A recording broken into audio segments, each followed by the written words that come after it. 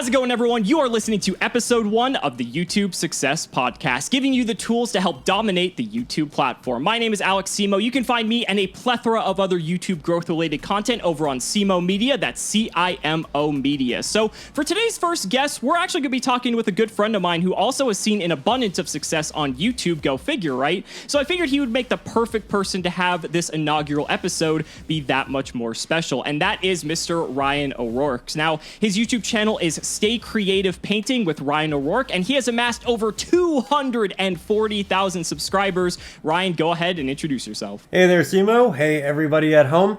Thank you for having me on episode 1. What an honor.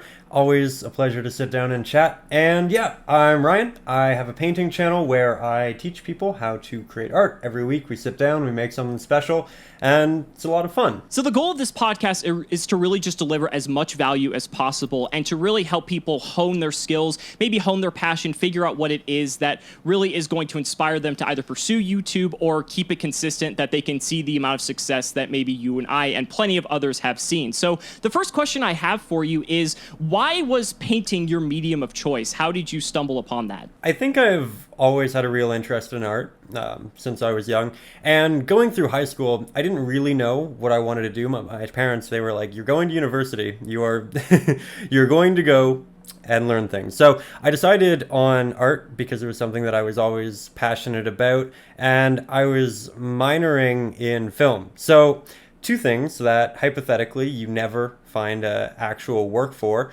but strangely, luckily, YouTube became a thing. I saw people online posting their painting process, how they were going about it, teaching, and I thought, you know what, that looks like a lot of fun. It's kind of combining these two things that I love. And so, you know, just kind of by luck, I suppose, I found myself on YouTube talking about something that I had a long-standing history in. And, you know, I think that in a lot of scenarios, it's very much about seeing that it's possible. Maybe we don't always know exactly what we want to do in this space, but we know that we want to use it as a medium. And then you see someone and, they're doing something like that. Oh, I could probably do that. I could try that. And I found a channel, Lisa Lockery Fine Art. She did a lot of painting tutorials, and she still does. She's amazing. Actually taught me a lot. But I saw that while I was in university, and I thought, you know what, let's just give it a go and let's try to make something. Now, you mentioned a bit earlier talking about how you felt that it was luck that you're attributed to your success, but that's something that I'm really going to be touching on a lot in future content that I'm going to be producing just for this platform in general, and that is it really luck? Like, can you really attribute the success that a lot of people have had to luck? Because this is something that we talk about in another interest that both you and I share as well. But when it comes to luck on YouTube, I think people don't want to give enough credit to the areas where people do actually execute. And so I think luck is a very subjective area of YouTube that people might not necessarily want to embrace or really understand that it definitely is more execution than luck. Tell me a little bit more about that. I definitely agree. I think that luck is a very nebulous term whenever we're kind of talking about this. I think that you can kind of force luck with hard work, proper planning, and the right ideas. I think luck can get you a lot farther, a lot faster, but I think that you can achieve real success through making the right moves continuously without kind of, you know, quote unquote, getting lucky. So I do think that I personally, with the painting channel, got a little bit lucky in that I kind of found it on YouTube when it was still a very early thing. Not a lot of people were doing it.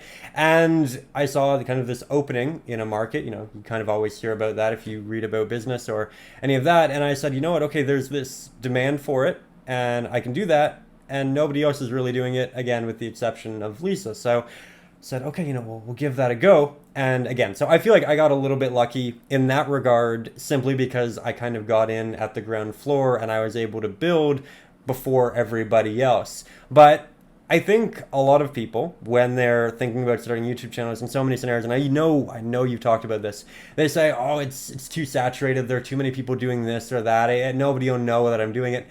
I strongly feel that even without luck, if you come up with a fantastic product, a fantastic video, an idea, and you execute on it, that you can kind of force that luck. People like to share great things. People get inspired. People want to talk to their friends about things they like. And if you can make something that your friends will really enjoy, that you really enjoy, then again, you don't necessarily have to get lucky. You can just kind of make things happen.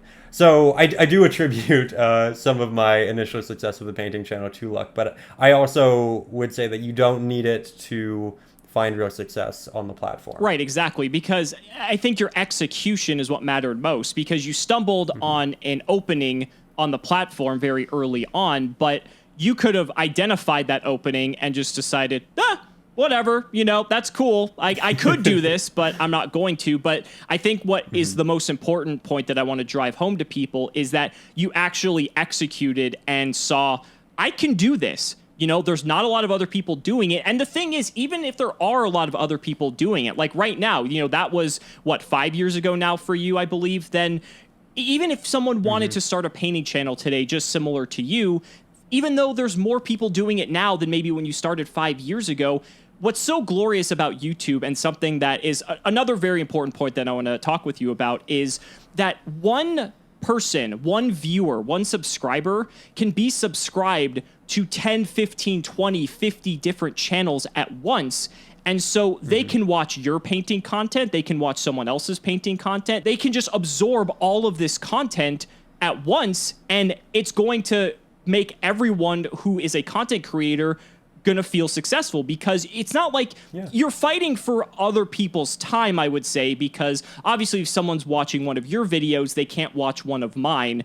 But the beauty of it is that if people have an abundance of time and they want to share that time with you to watch your content because they enjoy your content just as much as their other favorite content creators, then everyone's going to benefit. So it's kind of like the old adage of, there's enough for everyone. And I think there's kind of this mindset of scarcity that people think that, there's not really enough for me out there. And I think that couldn't be further from the truth. Yeah, I completely agree, especially in our shared space of Yu-Gi-Oh!, which I know you've introduced into the channel. There are a lot of content creators, but I know that I'm probably subscribed to 50 of them, and I watch all of their content because I love it and I find time. I'm a busy guy, but you can kind of put it on the background. You can still absorb it. You still watch the videos. You still enjoy that time with all of those different creators.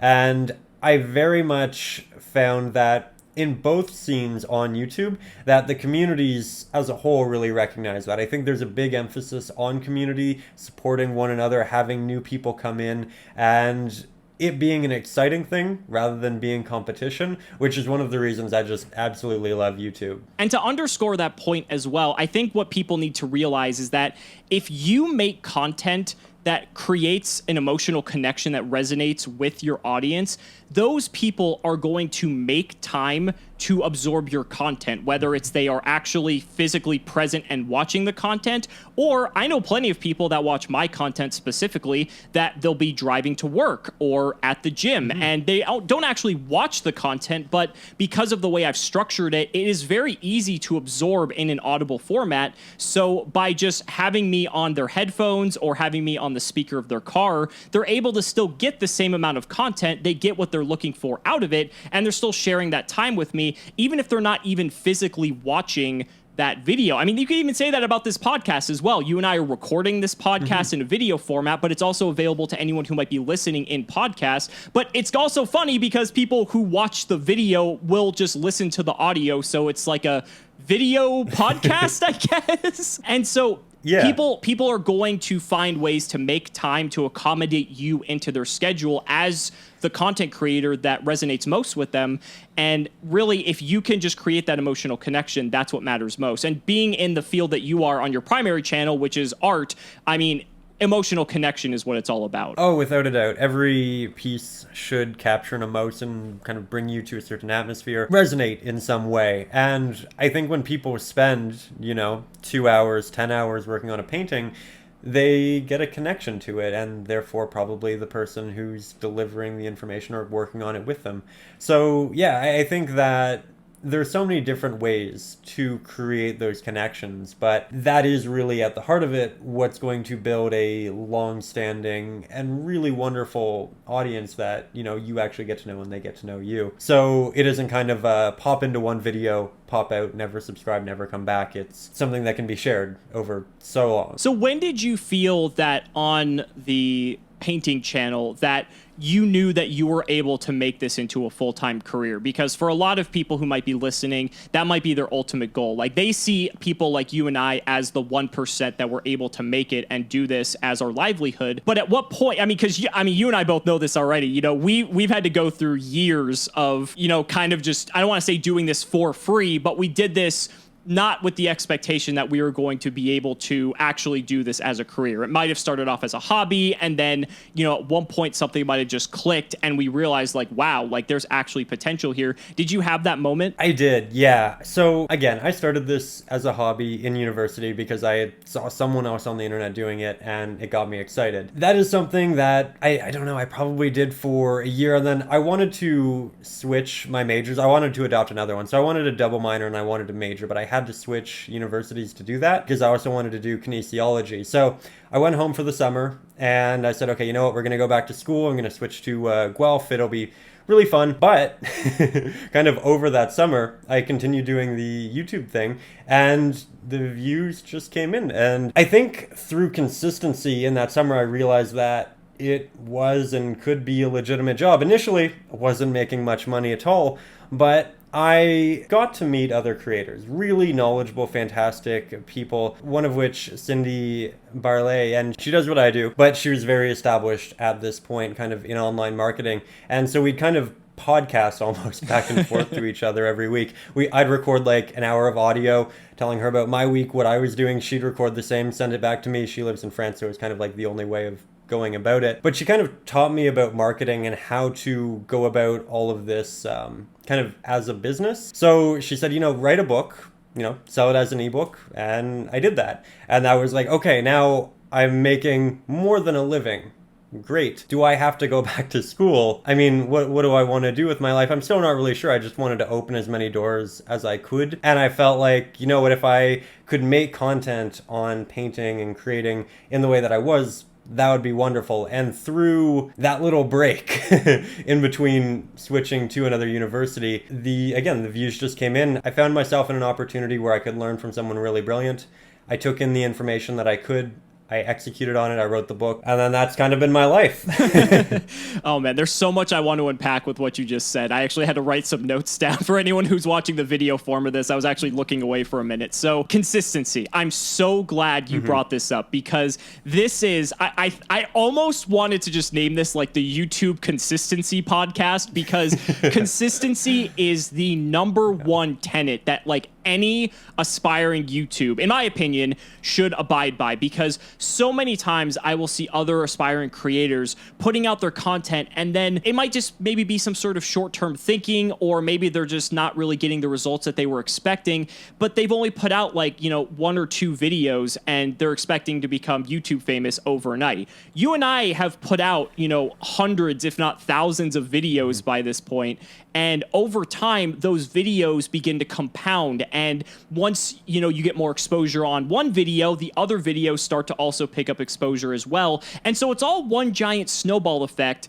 And the snowball at some point just gets so large that that's what takes you over to the point where you actually can realize that this is possible for a career in the long term, but without putting in those hours and creating video after video, day after day. I remember I was creating 3 videos a week while working my full-time 40-hour job, but that was, you know, the most I was able to produce, but I stuck with it, and longtime fans of my channel know that, and now I'm able to make 5 videos a week, which is great, but this is also my full-time job now. So even when you're still having to juggle, you know, university or a job with YouTube, if you're trying to make that transition, there are some people who might stumble into some success just depending on the field that they're going into, or maybe they catch a lucky break, but it's about executing on what was that lightning in a bottle, what really catapulted them to see that kind of short-term glimmer of hope.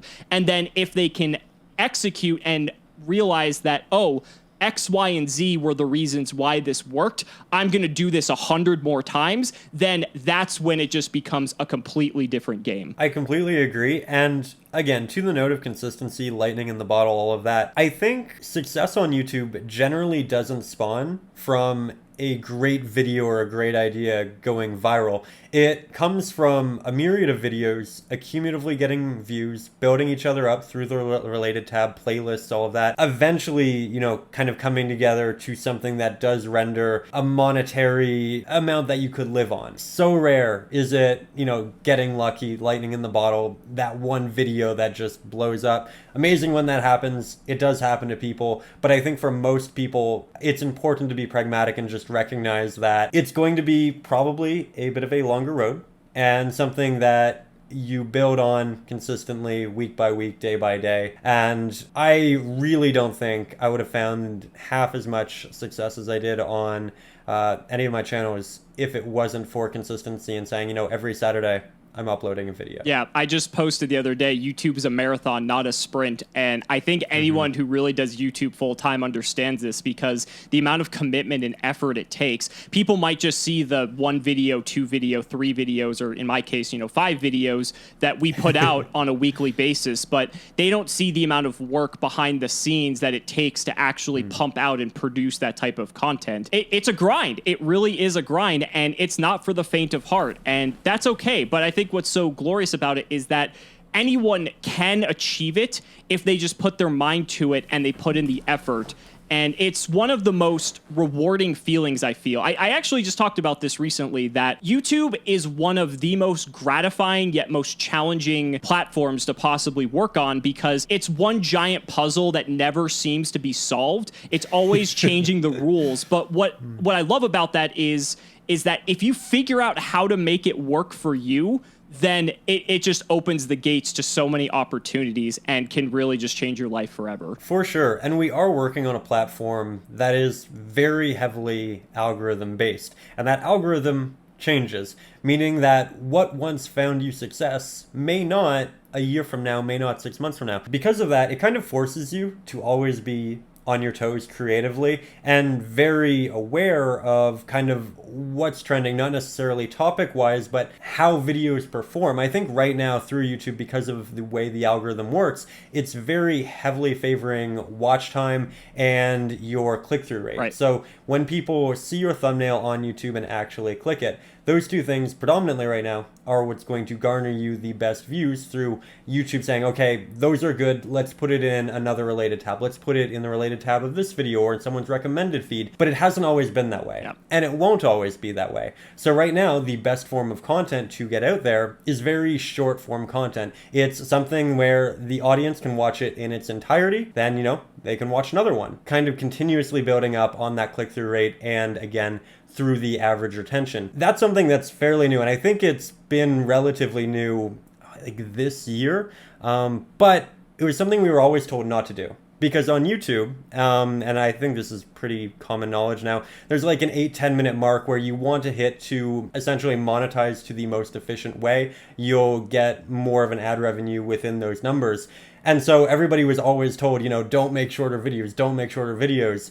Where now, it's arguably, if you're building something smarter, to make shorter videos, and I know this is ironic, we're on a podcast, I make 2-hour painting videos, I get it. We're in this really weird space on YouTube where you almost want to sacrifice whatever monetary value you'd render from your video to gain a significantly larger subscriber base and viewer base. But again, it's right now, and it might not be that way a year from now. So again, we're always kind of on our toes, and if you're somebody who likes to kind of be creative, look out for these things, continuously adapt, then it's a really fun platform to be on, because again, it is just so heavily algorithm based. Part of me feels that it might be in up-and-coming YouTubers' best interest, and this is going to sound really weird, but I feel that they should never have a viral video. And the reason I say that is because I have met countless individuals who have had that lightning in a bottle type of experience. And the problem is it completely skews their perspective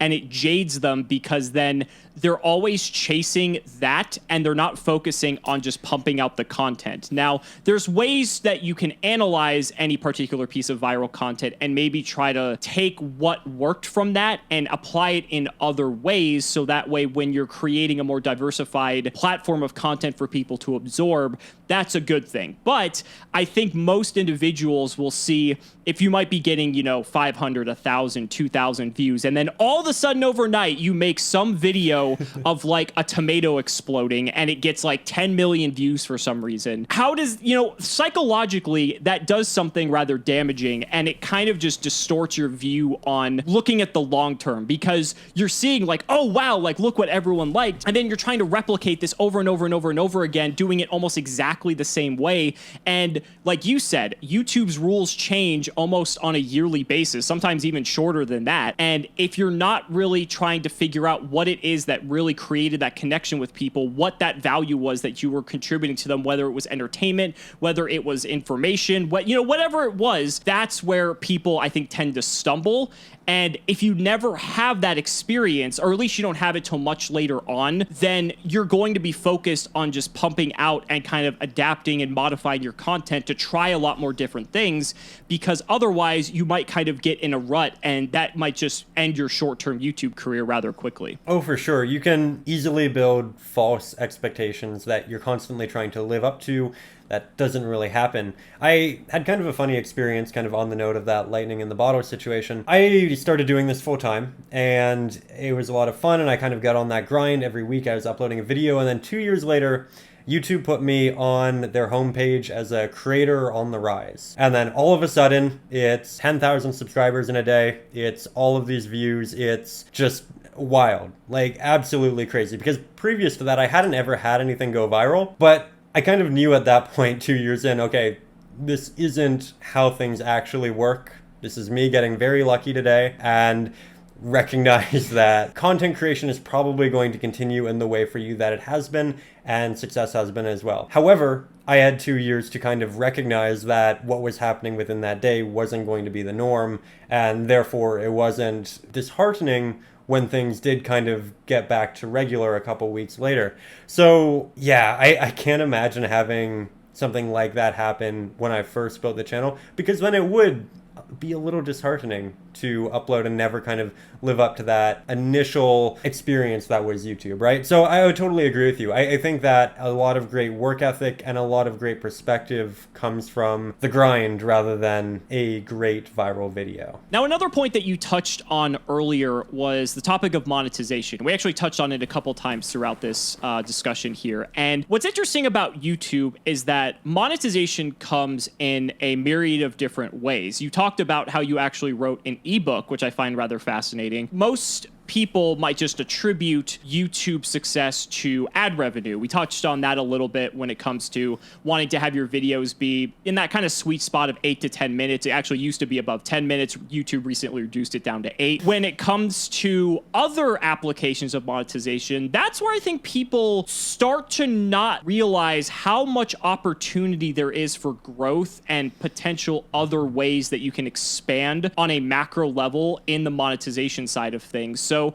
tell me a little bit more about how you feel about the monetization side, and you can talk about your book as well. Whenever I talk to people about starting a YouTube channel, I always try to preface it with the notion that you can make a living off YouTube, but you're probably not going to do it off of the ad revenue. It's probably going to be through other ventures. You're building a community that you care about, a community that cares about you, and you can share things and create things with and for them, right? So I think that's going to be very different depending upon what you're actually making, but I think most creators make a fraction of their income from ad revenue.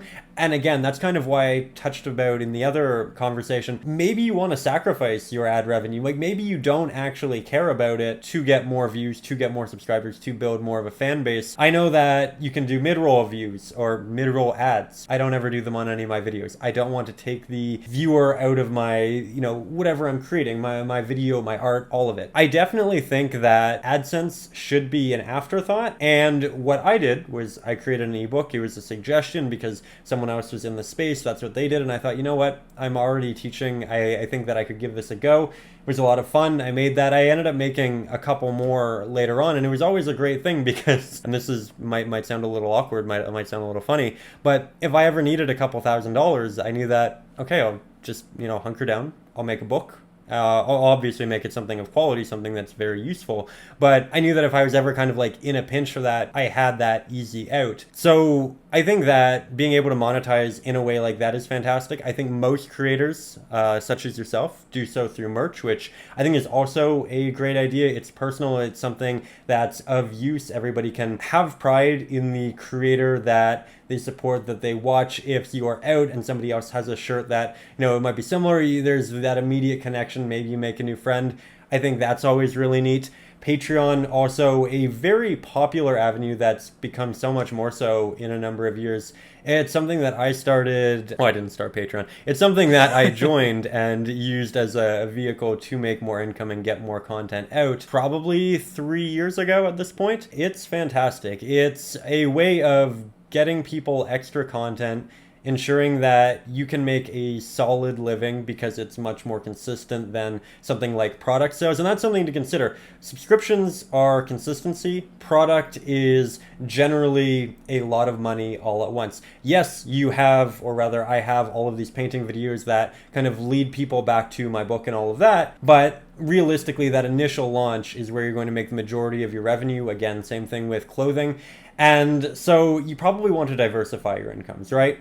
AdSense, great way to kind of sprinkle on top of it, but you want ways of consistently making money so that you don't have to worry every month, every week, however long you kind of work your payments through. I definitely recommend for most people to think of AdSense as an afterthought and to look to merchandising, look to subscription services, look to different avenues to actually make money. And there's a lot of money in all of these different avenues. We haven't even talked about sponsorships, which is something I try to avoid to the best of my ability. I get a lot of offers for them, but I don't like kind of diluting my brand or what I'm doing, my brand. Sure. That's such a divisive term. But I think within this context, we all kind of know what it means. But there are so many different ways of going about it, and I just think that diversifying, figuring out what's best for your audience in your specific niche is important, and don't just kind of copy somebody else in a different niche because that's what they do and you like them. Think about what actually makes sense for your audience and how you can bring them something that they weren't previously getting. Yeah, I think you touched on a few great points there. The whole AdSense as an afterthought, that just, has a great ring to it. But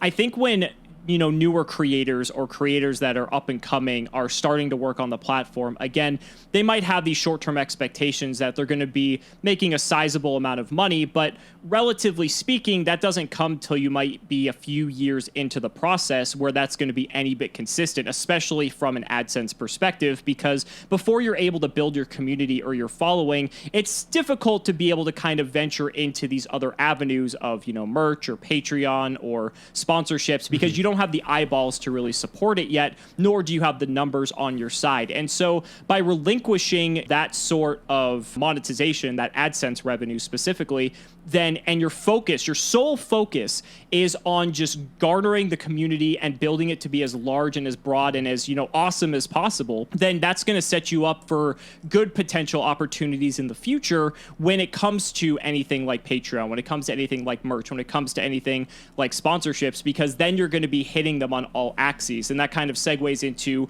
what you were saying about diversification. I think when it comes to diversifying, people don't realize that, having 5, 6 different avenues of revenue potential is part of the way that you can just compound that all together and really start to form even the remnants of what could look like a potential career for you. Because if you're getting, let's say, 500 from AdSense, 500 from merch, 500 from Patreon, 500 from sponsors, all of a sudden you have $2,000 a month from 4 different sources. So by not really limiting yourself in that way, depending on the type of brand you're trying to build, depending on, how you see your own value and your own worth and which of these avenues you wish to pursue, then the more the merrier in that case, and that can just help you achieve those goals a little bit quicker. But it really just depends on the path that you want to take. And that kind of brings me to my next question that I had for you. And the background of this question is interesting because one of the things I like to reiterate with people time and time again is there is no one singular path to success on YouTube. Both you and I on our channels have drastically different approaches. And, I know you have your second channel, which is funny because now I'm starting this second channel now as well. Even your first channel versus your second channel have drastically different approaches as well. And so that's what fascinates me the most about it is that when you have to figure out your path to success, what were some of the things that you saw on your path that really got you there? Because I feel like I'm going to end up asking this question to everyone I have on this podcast, and everyone's going to be able to give a different answer. And so I think that's what makes it really special. The things that kind of got me there. I think we've talked about this previously in the podcast, but I don't think we can mention it enough. Consistency. Just making sure that you're consistently creating something every single week or every single day. I think that creating something that you're passionate about is so important. Burnout is an incredibly common phrase you'll hear on YouTube in the creative space, and it's for a good reason. It's so easy to kind of overwork yourself when you are your own boss. So I think it's important that when you go into this, you're picking something you very much enjoy, so that if you are kind of overdoing it, it's not kind of this fight to make another video, to make another video, to make another video. You're going to do significantly better working on something that you are passionate about, that even has like a lower success ceiling than you would working on something that has a higher success ceiling that you don't really like, because you'll burn out on that. You won't enjoy it as much. You won't put as much effort into it. You might put more time into it, but the product, it just won't be there. Throughout my years of creating content, it's been very important to me to figure out what I personally very much enjoy and really doubling down on whatever that is, finding the ways to make that as efficient as it can be, but again, making it sustainable so that it can continue. I feel like we see a lot of channels all the time where they'll put like 100 hours into a video and it'll be incredible, but you can't put 100 hours into every video. And I think finding that balance is also really important, kind of gauging what you like, how much time and effort you are willing to put into something, and setting those expectations very honestly are all things that are going to get you started, but also get you somewhere in the long term. You don't want to kind of put yourself down an improper path. Right. You don't want to, yeah. I 100% agree. And trust me, you and I know about low success ceilings in the Yu-Gi-Oh industry. That's for sure. Yes, sir. And so what's fascinating about that is just on a very basic level, some channels might upload once a week, or I know some channels that upload once a month, which is absurd to someone who might be wanting to start out and really get things going. When you have someone who's wanting to put 100 hours into a video, if it's top tier caliber content, you are going to be able to garner one of the largest audiences of whatever that particular niche is. And I've seen that happen time and time again. Now, for me personally, I upload 5 videos a week because that's how I like to create my content. I like to just have it be like little bite-sized chunks of here's the information you need, or here's something that's going to entertain you. And that's how I work best. And that's how I've kind of found my secret to success. I remember when I was just making 3 videos a week initially, that was great. But as soon as I quit my job, and as soon as I decided to pursue YouTube full time, and I committed to making that 5-day-a-week schedule, which is basically like working another 40-hour-a-week job in and of itself, it was incredible that all of a sudden it was just like, I talked about that snowball earlier, it just started to spin out of control. And I'm just like, wow, I can do this. Like, the math does not lie. And that's when it comes to the analytics of things, you can really get down into the fine details and really start to figure out what's working for you. And I think that is some of the most fun aspects of YouTube. Oh, for sure. Yeah, it's this extra layer to the content creation, right? Because you are doing something, you are building something with your videos. They pertain to a certain topic, but then there's this whole other world on YouTube where you have to learn all of these different things. You learn about social media, you learn about marketing, you learn about running a business, and I think that all makes it very exciting as well. It's rewarding in just so many different ways. I think you also hit on a very good point previously when it comes to specifically doing something you're passionate about when it comes to YouTube. And I am doing everything in my power to drive this home to my audience, specifically on CimoMedia, because I do not genuinely think I would have gotten to where I am today on my first channel, my, Cimo with Ado's Yu-Gi-Oh channel, if I did not genuinely and truly passionately love this card game ever since it was, created back in 2002. I don't think you would have seen the amount of success that you have on your painting channel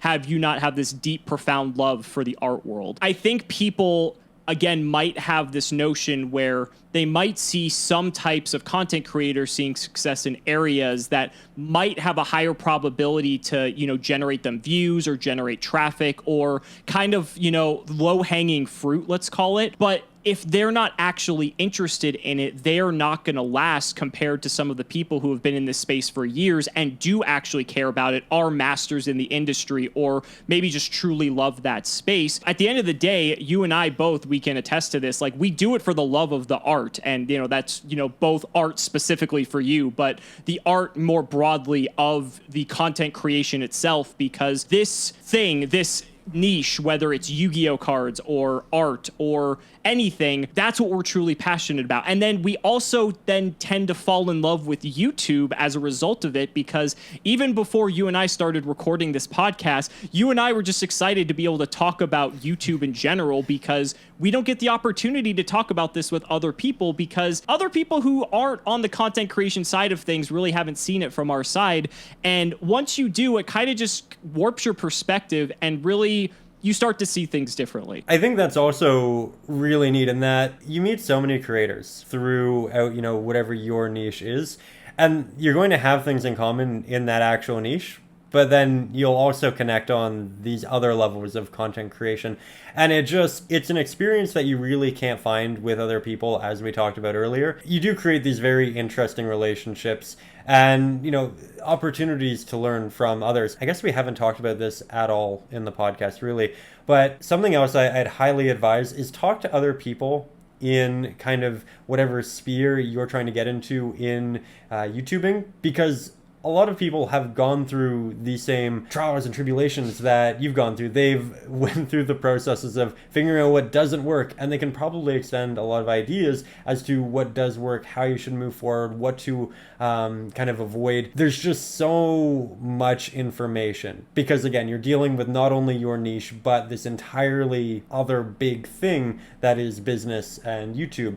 So try to reach out to other creators. Try to make those friendships. Try to learn from other people. I think that one of the most rewarding things for me personally with both channels was being able to kind of garner the connections that I did and have the conversations that I do. I think it's often said that it's about the community. The community's fantastic, and that can kind of start to sound like lip service. But I do think, at least for me, the most rewarding part of any of this is the conversations, the relationships, the friendships that come out of both channels. And there's so much to be absorbed from other people who are doing similar things. So if you're just starting out and you have 1,000 subscribers, reach out to some other channels that also, are kind of in that area. Just try to find people who are also interested in it and start those conversations. You'll appreciate it, they'll appreciate it, and it'll be a lot of fun. Ryan, I am so happy that you brought this up, because I was looking for the right opportunity to share this story, and I think you already know exactly where I'm going with this. So when you talk about that, just to underscore that point, I want to tell our listeners a story. So when Ryan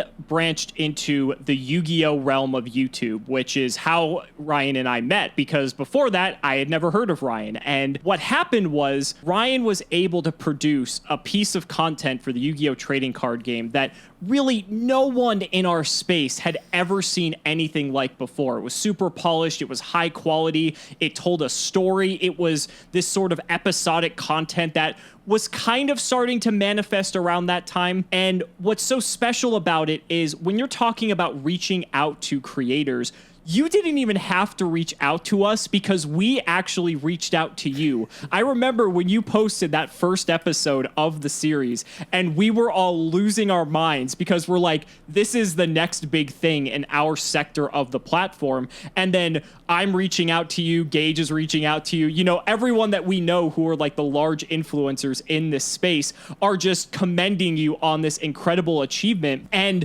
that's just overnight. You were able to just generate tons of success on the platform. Your channel just exploded. And what's so incredible about it is by providing the value, by knowing what you know and knowing that this is the value that I can offer to this community. And because you are so deeply passionate about this game as much as you are when it comes to your painting, that was all it took. And then it just spread like wildfire. And, you know, here you are today. So if you want to elaborate on that a little bit more, I would love to hear it.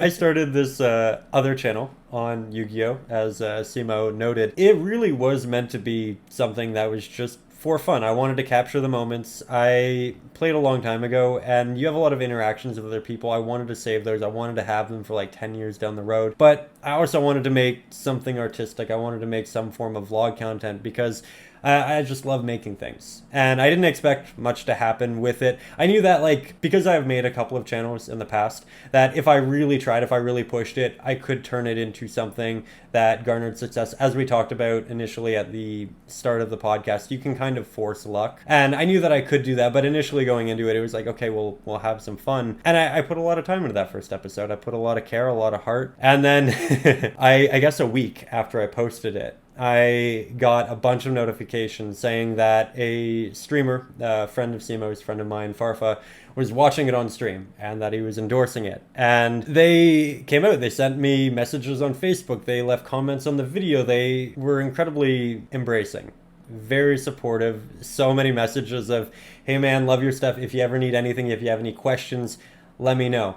And so I very much attribute that whole experience to incredible, very kind creators in the space, which is something I love about the community and the game as a whole, but also getting lucky because, you know, Farfa finding that video, somebody sending that to him, something had to happen there. I don't know. I really like to give him a lot of credit for this, to be honest. It always makes him, I think, a blush a little bit. I don't know how comfortable he is with the conversation, to be honest.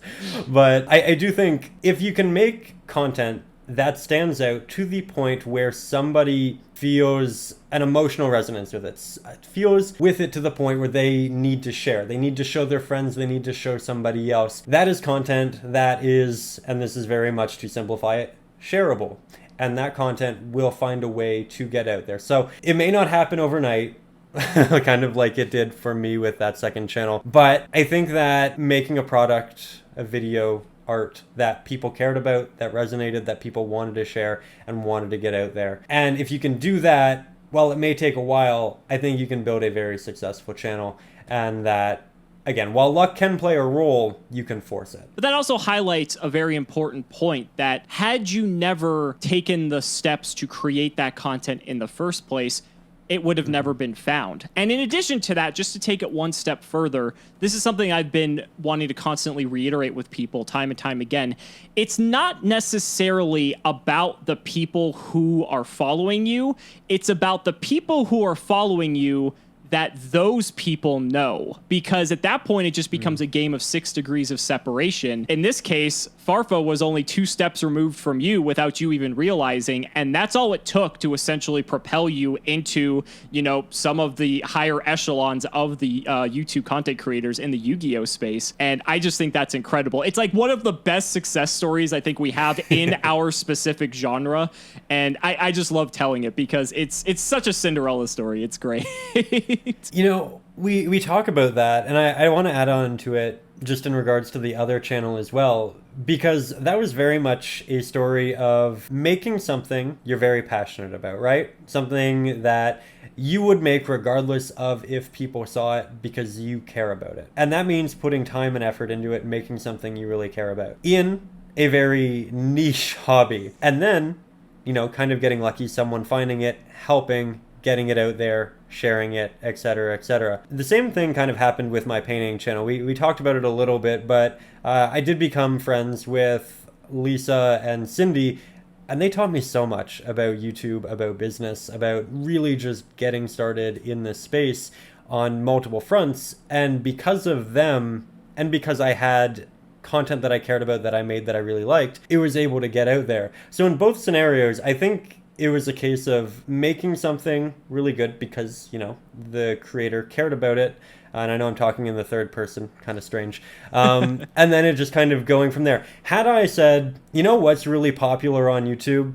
Drama. I'm going to make drama videos every day because you know what gets a lot of views? Drama. There's a very big chance that nobody would ever really see those videos because I wouldn't care about it. I'd be chasing views. I'd be making it for the wrong reasons. I wouldn't be passionate about it. I'd probably burn out on it. So while that may have a higher ceiling for success on the platform, making content on painting and cards was something that was able to get big because it was something that I cared about and it was something that was able to resonate with people. There was another slight nuance in something that you said when it comes to starting other channels, because I think it's actually very aspirational for content creators who have seen success like you and I and the, you know, plethora of others out there to really want to kind of explore other possibilities, because I think what happens is once you kind of set yourself up in a certain lane and you build that expectation with your audience, I think then it's much harder for you to deviate from that because that's the expectation you've built with them. That's what they've come to expect of you, you know, whether it's me for Yu-Gi-Oh, you for painting, or any other content creator who is in a singular niche specifically. Obviously, this doesn't necessarily apply to variety channels, but that's going to be something I talk about a little bit later. But you touched on something really important because I had another channel that few people know about. It was actually called Eat Out Vegas, as a matter of fact, and it was a food channel. And I love food, and I wanted to explore the possibility of possibly making a food channel highlighting Las Vegas, because there's a lot of like mysticism surrounding Las Vegas in general. It's this place that, you know, there's not many places that people, when you utter the name of that's where you're going on vacation, that they're like, oh, you're going to Vegas? You know what I mean? Like, it just has like this special kind of tone to it. And so I thought it'd be really cool to kind of highlight these places because I've lived here for the last 20 years. I know a lot of the ins and outs of not just the fine dining, but also some of like the local spots that not a lot of tourists might know about. And I thought it'd be cool to kind of share those places. Although, you know, secretly I wanted to keep them to myself so that they don't, you know, become exposed to all the tourists that come here. But nonetheless. And so I made a few videos, and it was a much different type of content that I was used to making. And it was a ton of fun, and I was really enjoying it. But what's interesting is that as I was making the content, I realized that what I was not enjoying about it was ruining the eating experience for me. And this might sound kind of weird, and I'm not sure if any other food YouTubers feel this way, and I'd be curious when I do get some other food-focused YouTubers on here how they feel. But when the third episode that I produced of this series, I had my one of my best friends from high school helping me out with the episode, and we hadn't seen each other in a while, and I kind of just wanted to hang out with him, have some good food, and like catch up. But it turned this fun experience into work, and that's what when I realized in that moment that I don't really want to do this. And maybe, you know, if I went back, I could say like, okay, well, if I'm not having to be the one doing all the filming, if I had, you know, other people that were helping with that, maybe I wouldn't necessarily feel the same way. But when 90% of the meal is dictated by ensuring that your food shots look nice, or that you're talking about the food, or really not even interacting with the people that you're with, that kind of just ruined it for me. And so I kind of just pushed that channel to the back burner. But I think it perfectly, you know, elicits the whole point that we're driving home, that if you're not passionate about it, or if there's somewhere where you're feeling some sort of tension in creating the content, then maybe that's not necessarily the path you should be pursuing. But that's also okay. I think it's important to realize that it's okay if you don't love the type of content that you're creating. There's infinite number of possibilities out there. And, you know, there are things that you do resonate with, and those are the things that I feel that people should pursue. 100%. And I'm going to give you a little bit of secret information, you and the thousands of people who end up watching this. I also had a movie review channel once upon a time. Really? 3-4 years ago. I love film. I love making film. I minored in film in university. It's something that I will always be very passionate about, and I wanted to talk about it. And for the record, I still do want to talk about it in some way on the internet, but I made a channel, and at the time, Star Wars, Marvel movies, they were incredibly big, and they rendered the most views. I recognized this. I had been on YouTube. I know what I'm doing. So I started making a lot of content on Star Wars and Marvel movies. And this channel, at the time, it was getting like, I'd say anywhere between 50 to 100,000 views a video. It was way bigger than the Yu-Gi-Oh channel that you know now, and it rendered way more views than the painting channel. It was by far the most successful thing that I've built. But I personally, while I very much respect the Star Wars films and the Marvel movies, I don't feel as passionately about them as I felt I needed to show that I was. And I kind of felt like at a point I was kind of almost pandering to the idea of these franchises to make the audience happy. And it just felt disingenuous and not what I wanted to do. And it didn't happen immediately. It wasn't like something I set out knowingly to do. It was more just like a series of steps in the wrong direction. And again, like I very much respect these films, but I felt like I kind of had to put on a show that wasn't real and it wasn't me. And then there was just so much of it on the internet. And I kind of came to this really weird place of, this channel, it's so much more successful than my painting channel. And it has such a higher ceiling. Maybe I should just continue. But I didn't love it because of kind of what I had turned it into. And rather than kind of trying to really change that direction, I deleted the whole channel. I just got rid of it and I said, That's not who I want to be. I will one day make another movie channel where I will be much more what I really want to put out there, right? Rather than a compromise or what I think people want to hear. And it was a really big lesson for me, I think, in content creation, because it's so easy to see these big numbers, say, oh, I talked about that, and I talked about it really well, and that's 150,000 views. Awesome. I'll do that again tomorrow. Really easy to fall into that trap. But at the end of the day, you have to be proud of you and what you're making and the person that you're being. And it didn't feel right. So I got rid of it, and I decided, whatever content I make in the future, it's going to be from the heart. It's going to be very genuine. And I'm just like, you have to consider the views if it's something you do for a living, but at no point will I compromise for the views. So yeah, that was a scenario where I had a channel that was way more successful than anything else, but I wasn't passionate about the prominent topics of conversation in it. And I led the channel in that direction mistakenly. And then the right thing to do was just get rid of it. So yeah, it's actually really funny. Sometimes on the Yu-Gi-Oh channel or on the painting channel, I'll have people comment saying, oh, I remember you. You're from deleted channel. So yeah, it's something that's incredibly important, because even if you find that success, even if you make it happen and you're making a lot of money and it's very successful, if it just becomes a job that you don't want to do, then it's not worth doing. When you could do something that you really do love and make a living on it on YouTube as well. So wow, that's incredible. I mean, talk about having that level of self-awareness. I can honestly say I do not know that many people who would have the balls to really just take something that they built up and just pretty much just spin the whole thing. That is truly remarkable. And I have a whole new admiration for you after hearing that, because I am similar.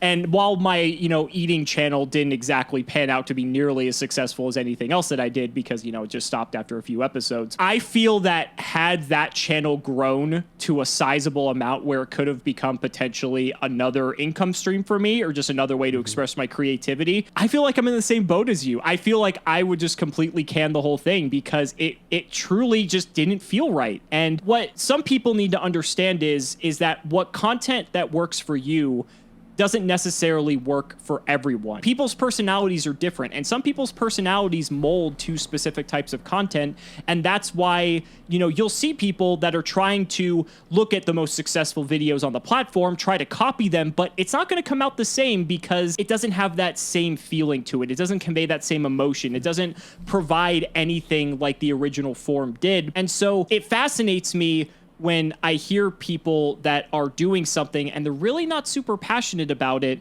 because it tells me that it's not going to last in the long term, because at some point they're just going to lose interest. The whole glimmer and glam of wanting to be successful in that specific niche is going to fade and it's going to diminish. I tell people all the time, sometimes it's better to be a big fish in a small pond than a big fish in a big pond, right? I know this specifically from my niche in particular, since I'm one of the largest content creators, that, I mean, talk about niche of a niche of content.